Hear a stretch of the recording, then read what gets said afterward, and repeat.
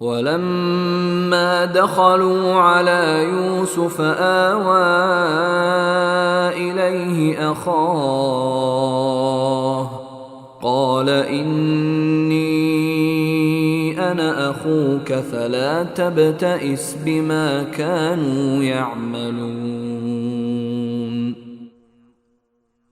اور جب یہ لوگ یوسف کے پاس پہنچے تو انہوں نے اپنے سگے بھائی بنیامین کو اپنے پاس خاص جگہ دی اور انہیں بتایا کہ میں تمہارا بھائی ہوں، لہذا تم ان باتوں پر رنجیدہ نہ ہونا جو یہ دوسرے بھائی کرتے رہے ہیں۔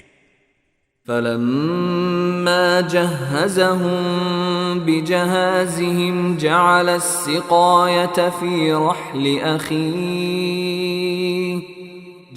السِّقَايَةَ فِي رَحْلِ أَخِيهِ ثُمَّ أَذَّنَ مُؤَذِّنٌ أَيَّتُهَا الْعِيرُ إِنَّكُمْ لَسَارِقُونَ۔ پھر جب یوسف نے ان کا سامان تیار کر دیا تو پانی پینے کا پیالہ اپنے سگے بھائی کے کجاوے میں رکھوا دیا۔ پھر ایک منادی نے پکار کر کہا کہ اے قافلے والو، تم چور ہو۔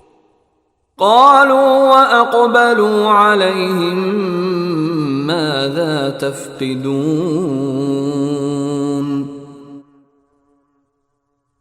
انہوں نے ان کی طرف مڑ کر پوچھا کہ کیا چیز ہے جو تم سے گم ہو گئی ہے؟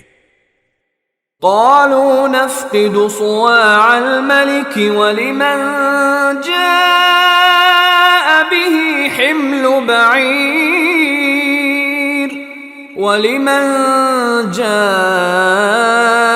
به حمل بعير وأنا به زعيم۔ انہوں نے کہا کہ ہمیں بادشاہ کا پیمانہ نہیں مل رہا، اور جو شخص اسے لا کر دے گا اس کو ایک اونٹ کا بوجھ انعام میں ملے گا، اور میں اس انعام کے دلوانے کی ذمہ داری لیتا ہوں۔